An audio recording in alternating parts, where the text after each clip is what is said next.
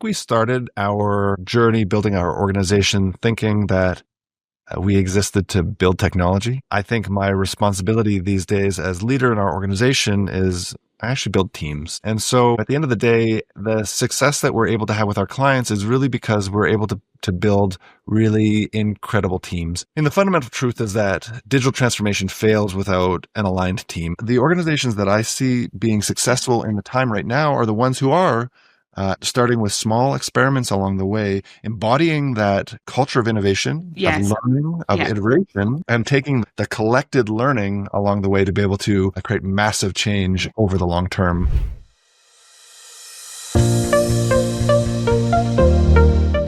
Welcome to Strategy and Culture Conversations, a podcast that explores the role of strategy, culture, and transformation in building thriving organizations.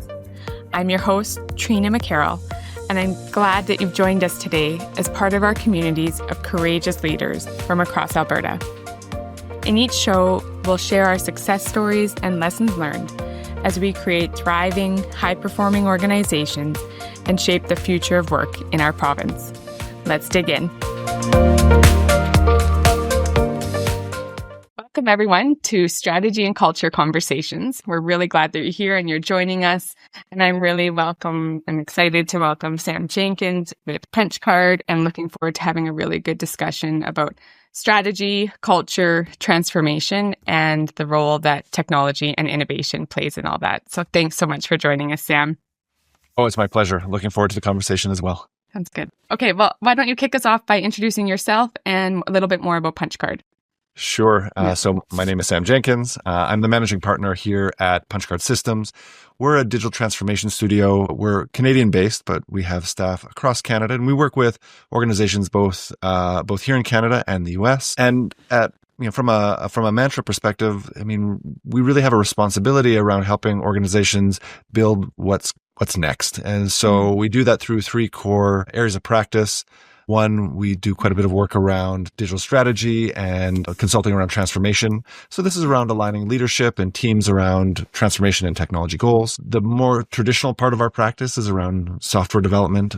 We build custom software. That's tools, platforms, apps, workflows that drive impact within organizations. And we also get to do a bunch of work these days around what we call digital workplace, that's focused on AI, data, innovation in general, around embedding intelligence and tools to enhance decision-making and generally help make our organizations more resilient and stronger using tech.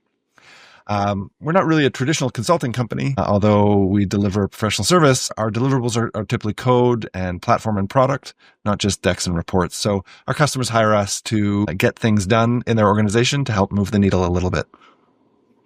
So thanks so much.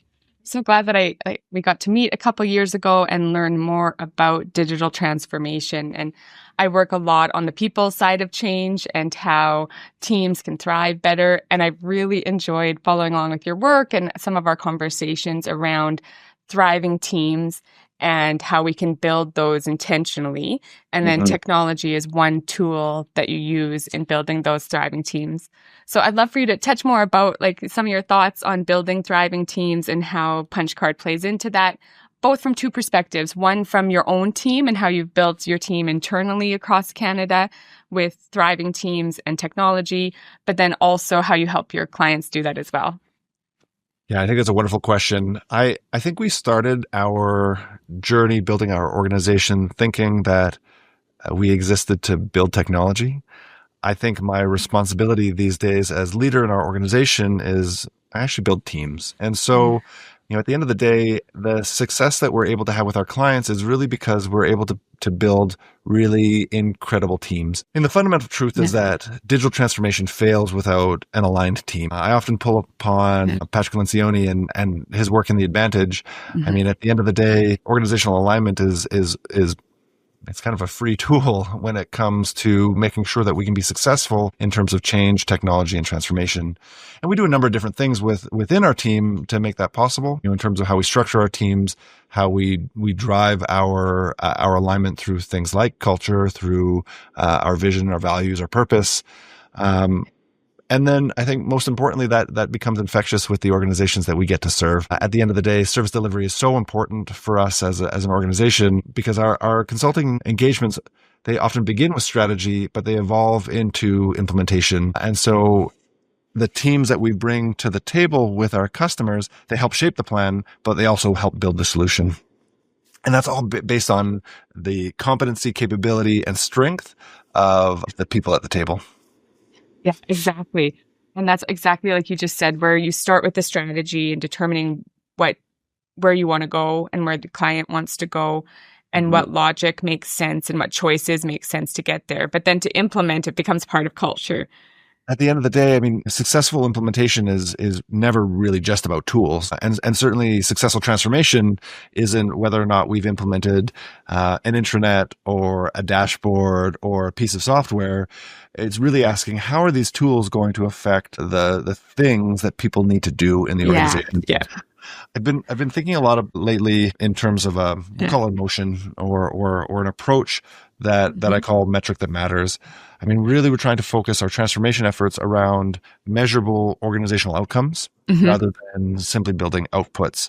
And so this might be, I don't know, a member-based organization, improving engagement through digital workflow aligned to the growth metrics of the organization rather than simply implementing a tool. By thinking about what we're trying to achieve as an organization, then we can better serve the people through the projects that we implement. Yes. Yeah, for sure. And really linking the strategy to the outcomes, as you mentioned, in terms of what change are we wanting to see as a result. And some of that includes technology and workflows, and some of that includes people behaviors and how we operate as a group. And that really all comes together. I mean, I again, like building my own team and the organization around our team has been a fascinating journey for me as, we'll say, servant leader to the people that we're serving, mostly because I didn't realize how important the nature of change management was going to be in terms of behavioral change within our organization. We can be very intentional about building a tool, but if we aren't thinking about the people who operate those tools, we have the potential of failure. And we see that in a lot of technology projects all over the place, whether or not that's an ERP implementation or, like I mentioned, an intranet or any other digital tool. When we don't actually think about the people, we are almost on a course for failure. Yes. Yeah, exactly.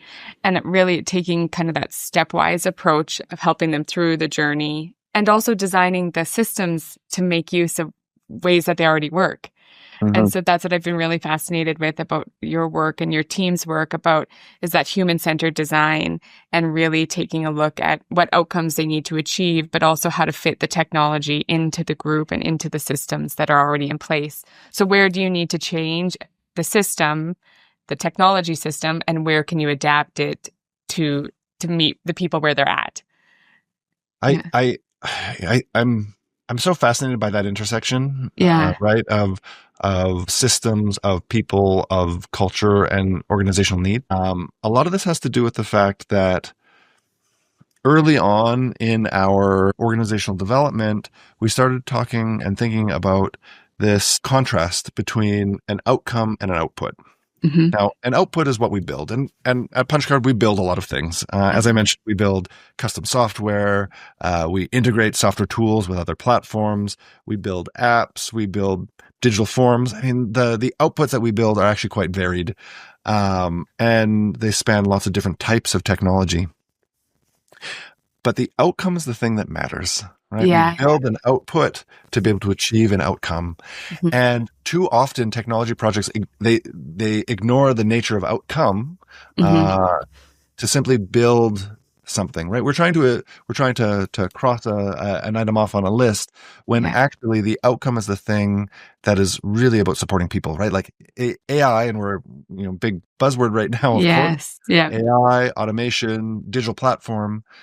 These things, these outputs must support the people in our organizations, not overwhelm them. Our work at Punchcard often blends product and platform to be able to think about, well, how is workflow going to meet the needs of a knowledge worker in our organization? How is a platform going to meet the needs of a citizen in an ecosystem? How is the data that we gather or collect and then transform tie to a business outcome long term for the organization. Yes. At the end of the day, if we're building something that doesn't tie back to an outcome and specifically to an outcome that is driving the needs of people, well, we're probably actually wasting resources. And at the end of the day, there are many, anybody who has worked in an organization who has touched a technology project can probably point to many examples of projects that failed because they weren't focused on people. Yeah. Technology is the easy part. People. Right. I wholeheartedly agree. And that's why I really like your approach about focusing on the people using technology versus just the technology systems and, make it work versus really blending them together and integrating them.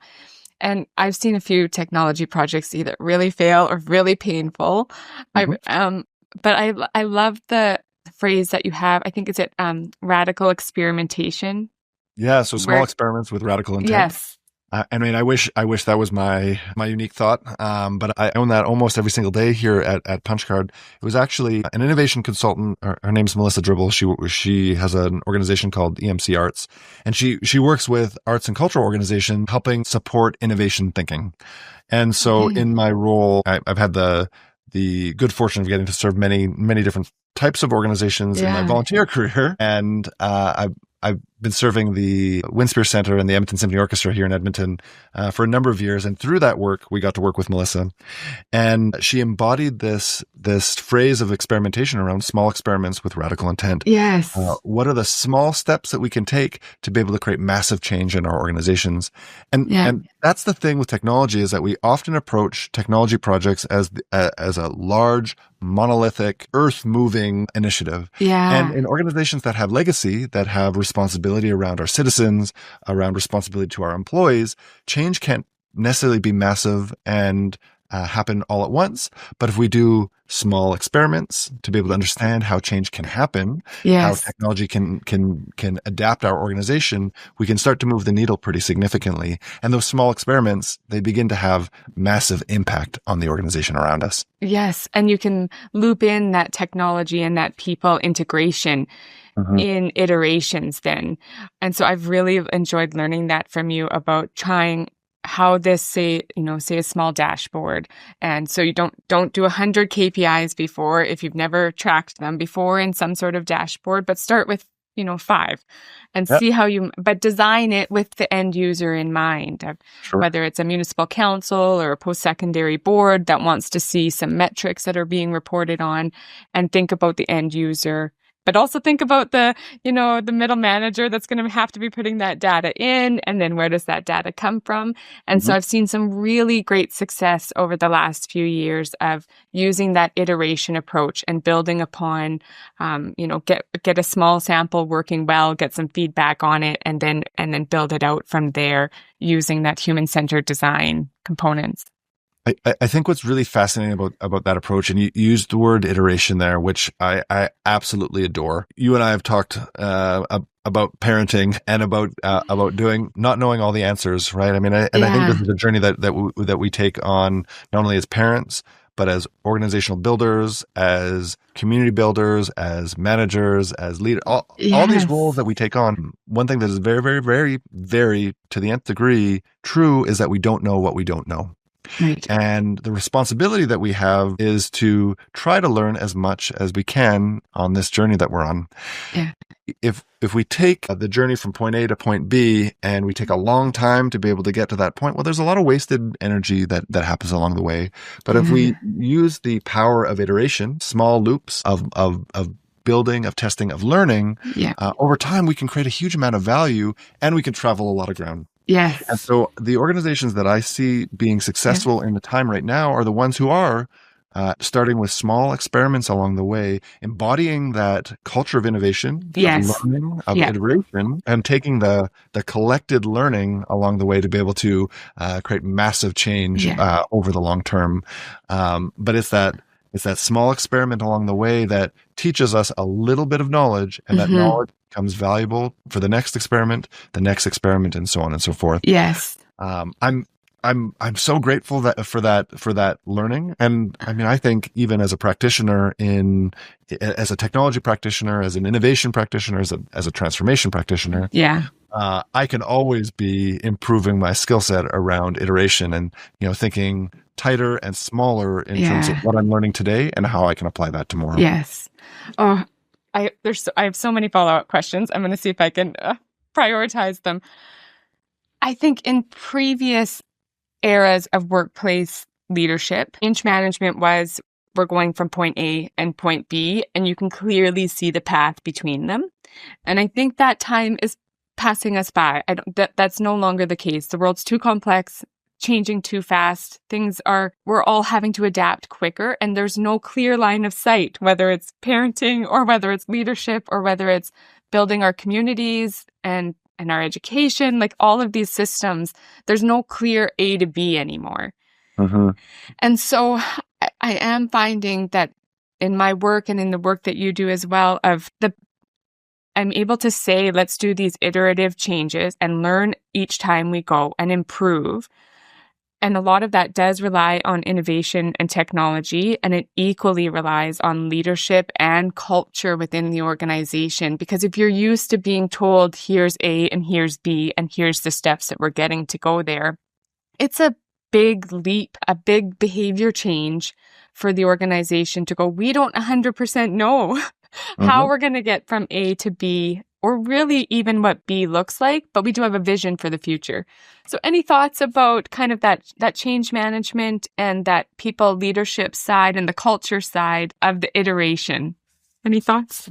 I love this question. I love this train of thought because I think there's, again, I come back to this nature of what does the modern organization need in order to travel this new journey. So I think the couple of elements that are very, very true for us today is that, yes, the world is more complex and thus our organizations are reflective of that. I think related intimately to that is the modality of our work is changing pretty significantly in terms of thinking about how digital is now no longer an option for how organizations operate and how people operate in those organizations. Anecdotally, if I lean back or if I look back over the past couple of years, in 2020, like all organizations, we went remote. But in 2024, we went fully remote. So we no longer have offices. We're close to 60 employees here at Punchcard. We've got staff that live in, and I'm going to miss some communities here, but Victoria, Vancouver, Penticton, Calgary, Edmonton, Winnipeg, Toronto, Kitchener-Waterloo, Ottawa, and a bunch of small communities in between. Incredible. So lots of people, lots of different places, different time zones. So the complexity of our interaction has changed significantly. We're not unique. This is the way of the world now. So we know we're all over the place. And we've got this kind of new complex environment that we're living around us. So there's that. But then on the other side of the spectrum, there's also the speed at which change is happening as well. I don't know if anybody realizes it, but we're in the middle of 2025. I blinked and, I feel like 5 years just zoomed by. And the number of tools that we have at our disposal is just skyrocketing. You can't be in a conversation with an organizational leader and not be talking about AI and AI adoption and the risk and the reward associated with these tools. And so we've got this complexity of environment, but there's also this complexity of opportunity that comes along with that as well. How do we make sure that we are making the right choices in terms of technology to be able to adapt to the future? And the real answer to that is, well, we can't be sure, right? We are living in a time when we are having to take some different forms of risk and be able to support our organizations going forward.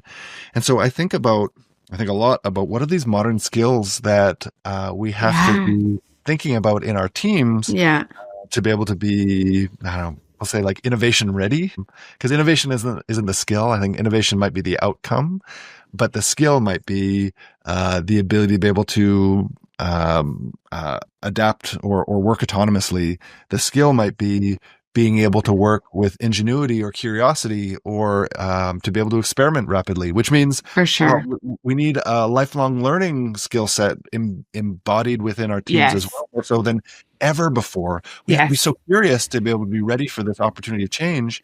And on top of all of this, and if we're really thinking about this through the lens of change management, people are also overwhelmed, right? I mean, at the end of the day, tired. They're tired, right? And so how do we actually balance this? Like, well, we got to learn lots. We got to change lots. We got to adopt and implement lots. And at the same token, we also have to respect the fact that our people are people, and they need time to heal. They need time to rest. They need time to grow just as much as any other time in history. Exactly. That's exactly the case. And I think that the people being people and supporting one another through the rapid change and the rapid skill development and the rapid innovation. But there's certainly drawbacks that we can't be on 24/7 and running like a treadmill, and, never knowing what's coming next is also, brings fatigue and uncertainty and fear.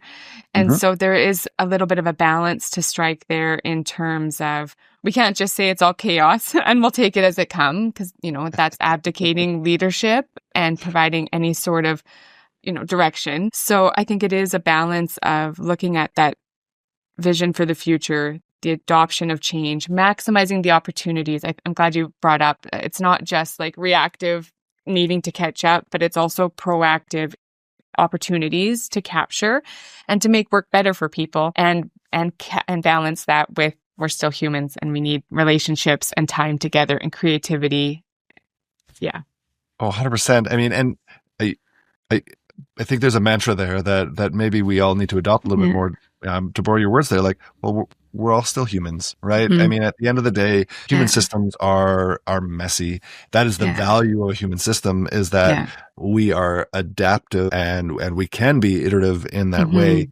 I do think that there's an interesting opportunity here where, digital tools powered with AI, have the opportunity to be able to really amplify that ability for teams to be successful. We can be using digital tools to support transparency. We can be using digital platform to be able to reduce friction, enable autonomy. And so, to focus on that sense of friction, if we can reduce friction in our systems, that should help reduce maybe some of that tiredness within our teams. Right. If we can create more repeatable systems that are supported through technology that can support change, we can balance modernization with really successful change management. But it's not about how do we put more on people. It's how do we actually take some things off of people so that they can do the truly human things that only humans can do. I mean, I see that in my own journey. I'm I would say a leader who is trying to become a better leader. And I have some behaviors around, we'll say, being a heroic strategist. And I know I need to be more of an enabler in terms of people who achieve what they're best at and what they're best to do. And, I think as leaders in organizations, we have to adapt or adopt new rhythms, new rituals, new repeatable practices, supported with technology to be able to create sustainable organizations. But that's hard for leaders too. So not only is it hard for the people in our organizations, it's hard for leaders to change too. So we are asking a lot of people here in 2025, probably more so than any other time in the past 5 years, which is saying quite a bit. Yeah, exactly.